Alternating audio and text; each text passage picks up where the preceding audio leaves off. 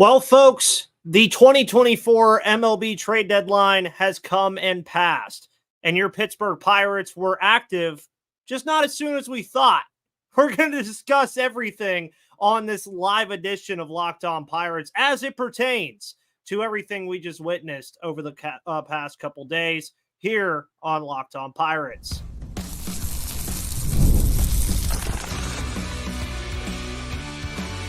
You are Locked On Pirates, your daily Pittsburgh Pirates podcast, part of the Locked On Podcast Network, your team every day. And welcome back, everybody, to the Locked On Pirates podcast here on the Locked On Podcast Network, where it is your team, your Pittsburgh Pirates, every single day. My name is Ethan Smith, your host, who brings you all of your news, analysis, opinions, and reactions to everything going on in the world of the Pittsburgh Pirates as a lifelong fan to lifelong fans like you. Today's episode is brought to you by PrizePicks. Make sure you download the app today and use code LOCKEDONMLB for a first deposit match up to $100. Take a deep breath, folks. Take a deep breath. Everything has seemed to happen. Now, we are live doing this, so if you're listening to this later, always remember deals can come out after the 6 p.m. deadline. That just means that the teams have to have the trade at the league office and confirmed. We could still hear things later on.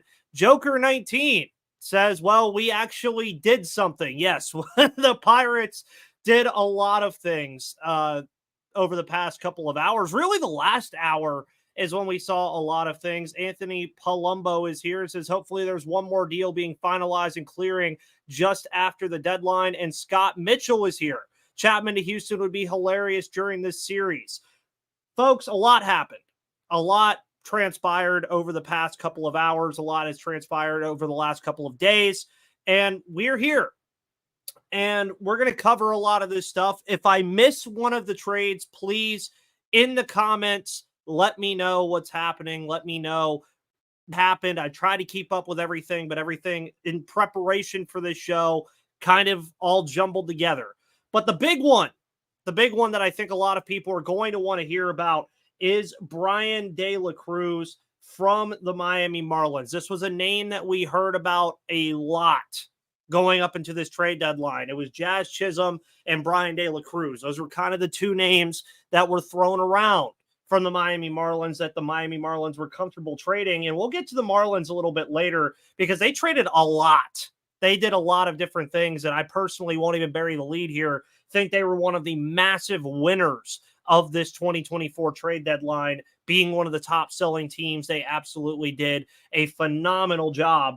And you look at what Bryan De La Cruz will bring to this Pirates team on the surface: 424 at-bats on the year, 245 average, 18 homers, 51 RBIs, a 706 OPS, and on his career, a 724 OPS guy. But man, this kid has some pop from the right side. He's controllable for quite a while. And you look at Bryan De La Cruz and his StatCast page. You folks know that your host Ethan loves StatCast a lot. You're looking at the expected slugging. I think that's one of the bigger ones that you really want to look at and look at what is expected from Bryan De La Cruz. 77th percentile as far as everything is concerned for his expected slugging at a 465. He has a high barrel rate at 11%.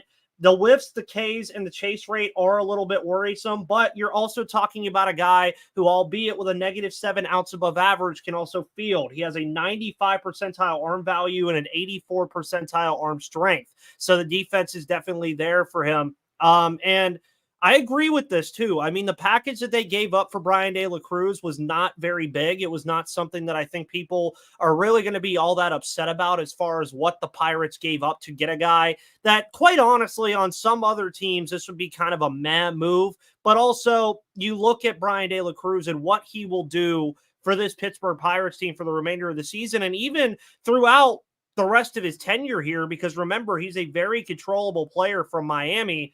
He's a much better option than what they've been trotting out there as of late. You look at guys like Joshua Palacios, who also just got injured last night. You look at the injury that we saw to G1 Bay that kind of removes him out of the conversation as well. And then you also consider that Michael A. Taylor is likely your center fielder at this moment. Bryan De La Cruz, I think, brings some flexibility, though. I think you could play him in left if you'd like to. You could play him in right field, obviously, which is where I think he'll stick for the most part. And he's not a terrible defender. He's not an above-average defender at all. But the bat is where a lot of this comes in. Again, you heard the 18 home runs. He had 19 in 2023, so already on pace to break that one as well.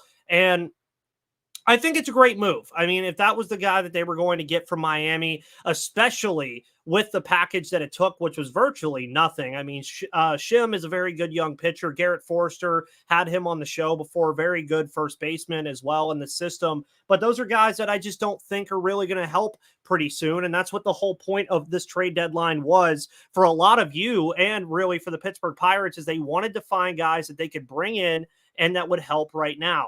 Bryan De La Cruz is one of those guys that can not only help right now, he can help throughout the future too. He's a guy that you look at and say you could probably slot him in right field for quite a while, especially if he can be a productive bat for this Pittsburgh Pirates team. And I think that that's what you expect to get out of Bryan De La Cruz. And then one that kind of came out of nowhere, folks, and Robert is excited about it. I am definitely excited about IKF, and honestly, I will agree with you, sir. Isaiah Kiner-Falefa comes over from the Toronto Blue Jays, 29 years of age, 292 average, 7 home runs, 33 RBIs on the year. Love this move. A move that I didn't expect whatsoever, a move that I don't think a lot of people really expected at all. But Isaiah Kiner-Falefa, or as of short right here, as John says, IKF, is like a Triolo who can actually hit. This is a guy where you're getting a ton of flexibility defensively in IKF. He can play pretty much every single position. He can be an outfielder. He can be an infielder. Hell, he can even be a catcher if you need him to. And this is a guy that comes in with 257 at-bats, a 292 average in the middle of his strongest MLB season right now offensively. He has never really had this kind of output offensively before, and he's having a very good offensive season. The Pirates were looking for offensive productivity. They're going to get it here in IKF. And he has a 758 OPS on top of all this. In StatCast, again, you love to look at these advanced metrics because a lot of people might look at those similar metrics or standard metrics and be like, okay, this is a little weird. He doesn't really add a lot of pop. But you're looking at a guy, though, that ranks in the 94th percentile or higher in K rate and whiff rate, so he's not going to strike out. This is a very, very, very big contact-heavy guy in IKF. The expected batting average is a little low. The average exit velocity, the barrel rate, the hard hit rate, yeah, whatever. You're not really worried about that with IKF. What I think is more important with him is he brings the defensive flexibility that the Pirates absolutely love, but also on top of that, he's going to be an offensive player. He's going to produce. He's going to give you those clutch singles or those clutch doubles that you're expecting from a guy that's probably going to be in the bottom of the order more often than not. But in the middle of the lineup, I could think with something like that would be nice. I think that IKF is the number 6 hitter on this team is not bad at all. You're thinking now, even with Bryan De La Cruz, that he'll slot in probably in that 3, 4, or 5 spot. That includes when Nick Gonzalez eventually comes back, even though he'll be out for a good amount of time. But then you have a pretty strong top of the order that can feed into that bottom of the order, which is what IKF is here for. Is he's here to kind of hand the top of the lineup production to the bottom part of the lineup and kind of give them a roadmap through the lineup now, because we've seen it all season, folks, that the Pirates will get past Kutch, Reynolds, Cruz, Gonzalez, and now even Tellez, and then it's just a massive drop-off. They fixed that now with getting a guy like IKF, with getting a guy like Bryan De La Cruz, and awesome stat here, too. IKF has ties to Pittsburgh by being second couple times removed to Ralph Kiner. So that's a little cool from Robert right there. But Bryan De La Cruz and IKF, I think, have to be what you walk away from in this trade deadline as the top 2 moves from the Pittsburgh Pirates. These have to be the moves that you're wondering and looking back on and saying, okay, these are the guys that are going to slot in and really make an impact here. IKF, I believe, heard is on a rehab assignment right now, so we may not see him right away. And I think that's good. And John also agrees with me here. And John, I think this is the biggest thing about IKF is the Pirates need guys who don't strike out a lot, keep the line moving. He's the starting second baseman until Gonzalez is back. I think that that's something that's very important as well, because we know this Pirates team struggles striking out a good bit. IKF is a guy that can supplement that. He can be a guy that can keep the line moving. He's going to be a guy that's going to have those high contact rates throughout the rest of the season, and is also available going into next year as well. Bridge to Bucktober, what's up, my brother? Martin Perez salary dump. Falter takes his spot. He's activated today. Talking about Martin Perez in that move. We'll get into more of these moves here in just a moment, folks. Give me 1 second.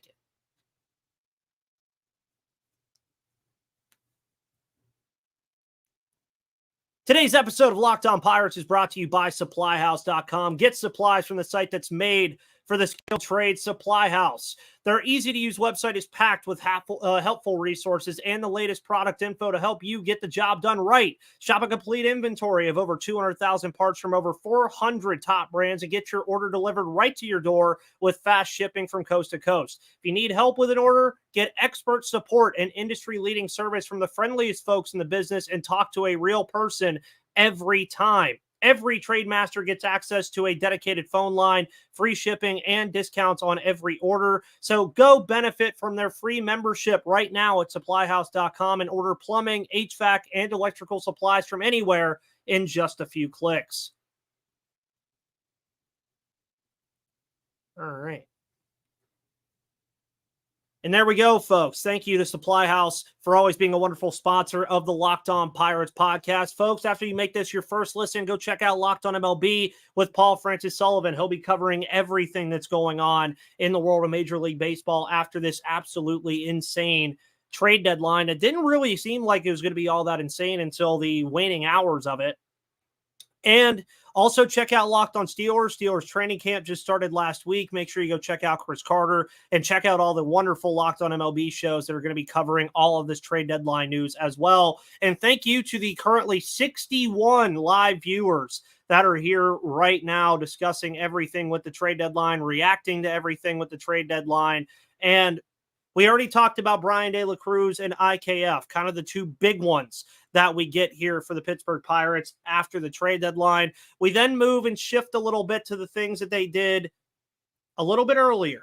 Not the biggest moves, but the big one that kind of kickstarted all of it was, of course, getting Nick Yorke for Quinn Priester. Nick Yorke, of course, a minor league infielder kind of / outfielder from the Boston Red Sox organization. Currently in 2024, 785 OPS, 278 average, 10 home runs, 46 RBIs in exchange for Quinn Priester. Now, a lot of people, I think when that trade first got released, kind of gotten taken aback by that a little bit. They were like kind of confused as to what was going on in terms of why they moved on from Quinn Priester so suddenly.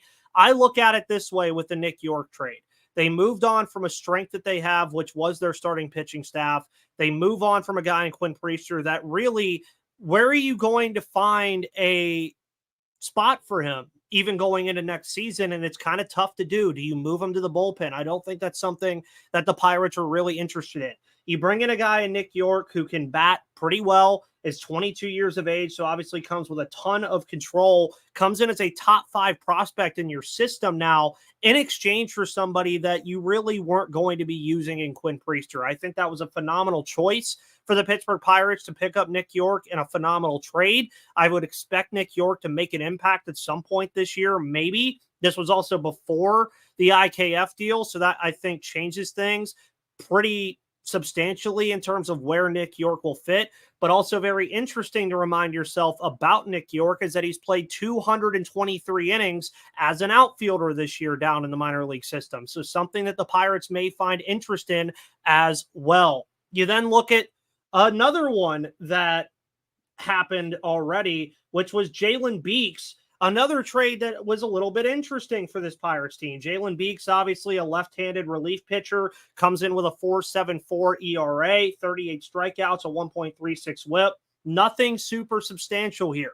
I think this is kind of a move that the Pirates made in response to Ryan Borucki and his injury, because the Pittsburgh Pirates have really been leaning on Aroldis Chapman, more on that later, for a lot of that work as a left-handed reliever. They needed another left-handed relief option. Josh Fleming just got designated for assignment not too long ago, and they really just haven't had any luck with finding a left-handed relief option. They go and get Jalen Beeks, who is a career 4.43 ERA guy, a 1.40 whip, and really, again, not the most flashy trade, not the trade that I think a lot of people are going to come out of this deadline now and really, really look at. But Jalen Beeks is also a guy who does pretty well. I mean, the average exit velocity is very low at 87. The hard hit rate is very low at 85%. You look at barrel rate at 70% on StatCast. So he's a guy that's very interesting. And according to the Pirates transactions page from Bridge to Bucktober, the Blue Jays included cash in the IKF deal. Bucks probably asked for some of that contract picked up in order to send McAdoo. I really think that that's an interesting way of looking at that too. John asked, is Nick Yorke going to be Hayes Insurance? Try him at third base. That's something that you could see too. He has experience playing third base, and I'd even argue Isaiah Kiner-Falefa could be that insurance. That could be a guy that you look at as an insurance policy for Ke'Bryan Hayes, especially if Hayes can't pick it up with the bat. And IKF, obviously, has a ton of defensive flexibility. Nick Yorke, I think, can also offer that as well, just a little bit more of a, what's the word I'm looking for? A little bit more secrecy to that. And that's where I kind of think of it. And John also talks about Jalen Beeks here as being the new Josh Fleming. Kind of, yeah, but I also think he's a little bit better than Josh Fleming. I mean, the hard hit rate is very low. He induces ground balls a lot, about 45% of the time. The barrel rate is only 6.5. He's not a high strikeout guy, but he does very well against lefties, a 180 opponent's batting average against left-handed hitters. That's kind of what you want when you get a guy in Jalen Beeks. Then, of course, we have more. Trying to keep up with all of them.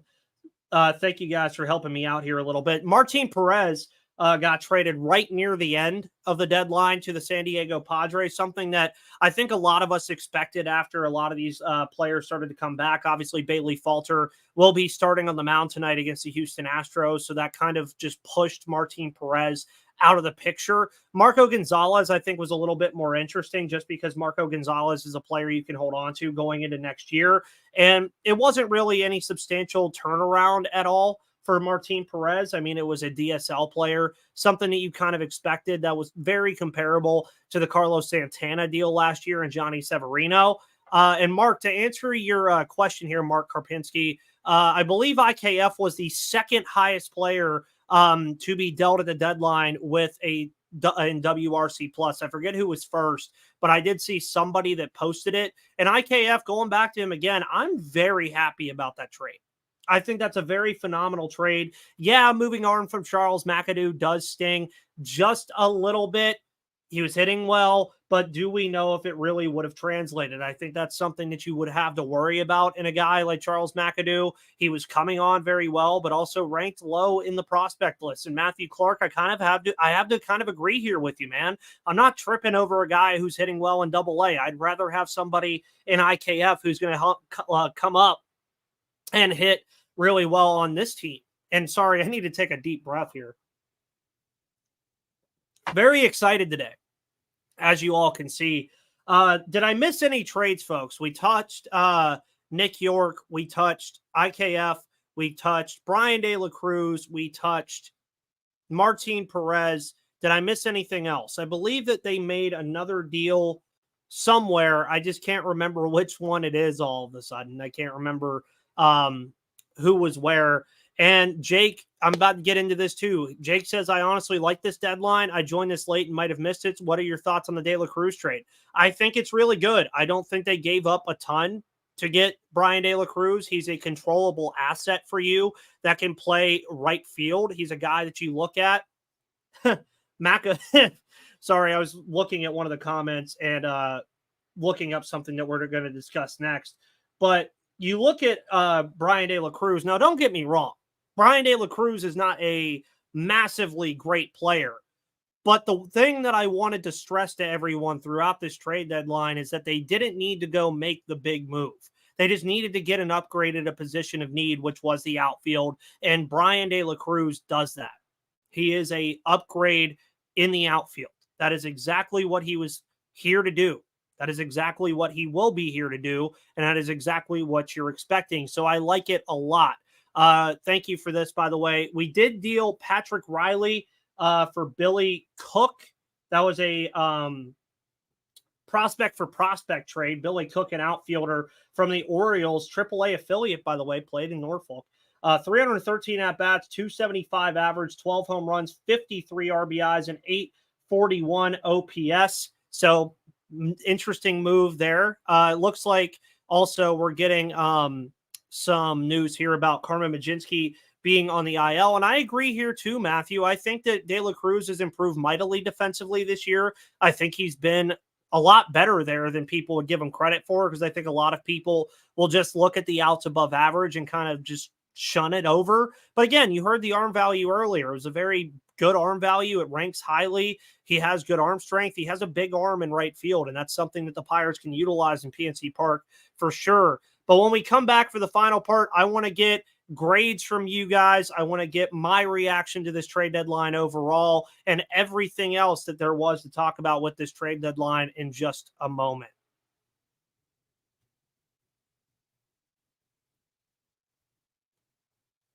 Today's episode is brought to you by PrizePicks. Download the PrizePicks app today and use code LOCKEDONMLB for a first deposit match up to $100, because you can get in on the excitement and win up to 100 times your cash with the summer games on PrizePicks.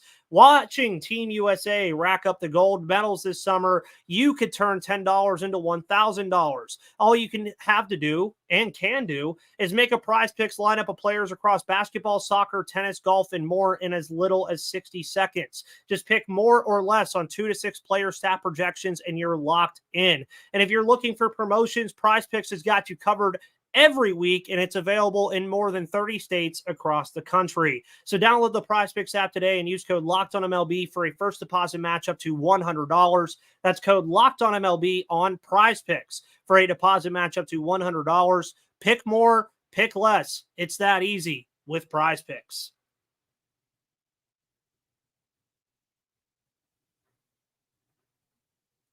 Alrighty, folks, and welcome back to the final part of this live edition of Locked On Pirates here on the Locked On Podcast Network, where it is your team, your Pittsburgh Pirates every day.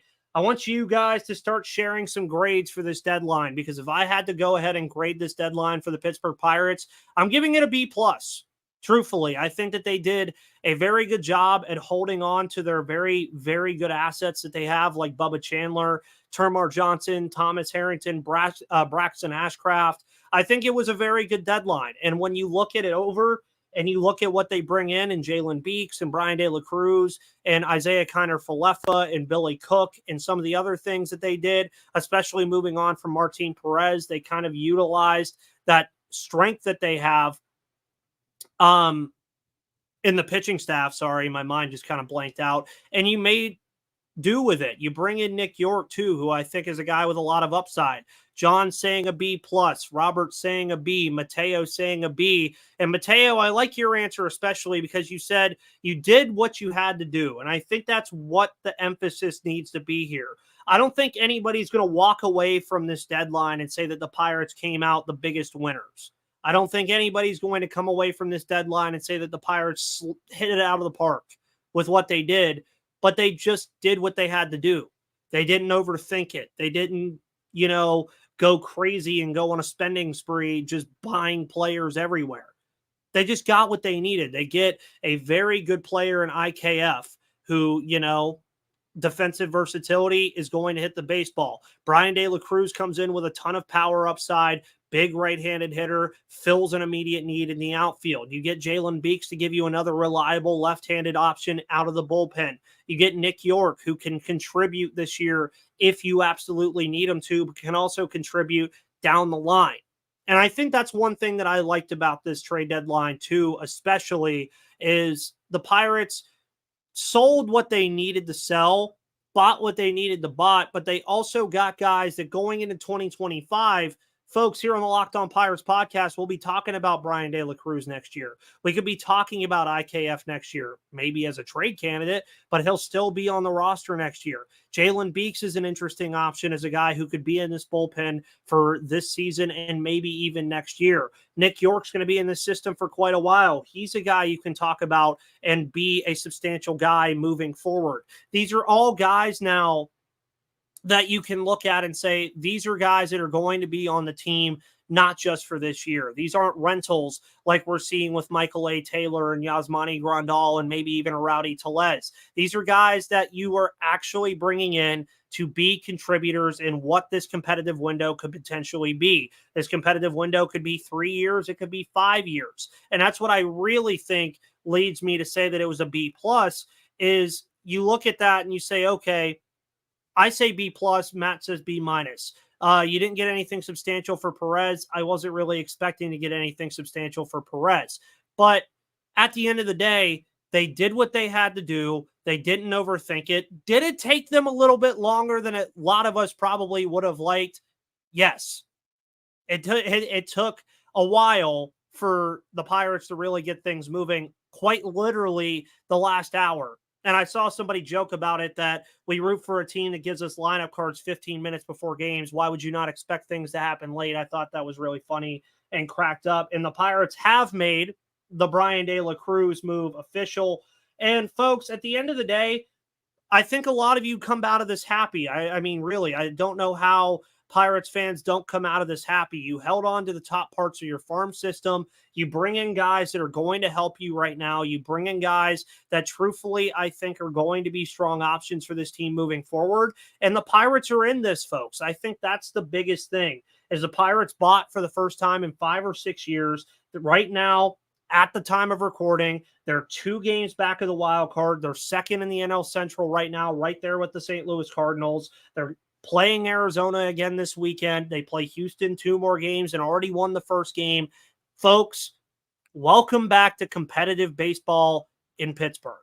That's all I can say. The Pirates are a competitive baseball team. They'll be competitive through everything. Truthfully, I really do. And yes, Matt, you are right. A man can dream about a lot of things. And Ron says, I said if they didn't get someone, Josh, besides I like Ethan and you, DK. Oh, never mind. Hold on. Brian De La Cruz is a big pickup. Thank you, Walter. Yes, I know. Any other overarching thoughts that we had about this deadline? I mean, I know a lot of people may come out of this upset that the Pirates did not get Yandy Diaz. He was not dealt. Garrett Crochet was not dealt. Tarek Skubal was not dealt. Blake Snell was not dealt. Jake Berger stayed in Miami. Miami did a lot, man. I think Miami comes out of this. Truthfully, I think Miami comes out of this as big winners. I think the Rays come out of this as big winners. And I think if we're grading this a B+, the Pirates come out of this winners. I think that it's hard to say that they didn't do something that could keep them in this through September and maybe even sliding into a playoff appearance. Truthfully, I wonder how this all is going to work out. I wonder if Brian De La Cruz can, go on a heater of types here in these final 2 months, maybe invigorating him now that he's on a competitive team again, much like he was last year, because a lot of people forget that the Miami Marlins were a competitive team last season. They were a team that was in the playoffs fighting, of course, with the Philadelphia Phillies in the playoffs last year. So maybe Brian De La Cruz comes in and gets reinvigorated with coming to a competitive team. IKF has been there, done that as far as being a competitive player. He's been on teams where he can win. And that's really how I feel. I think I feel great.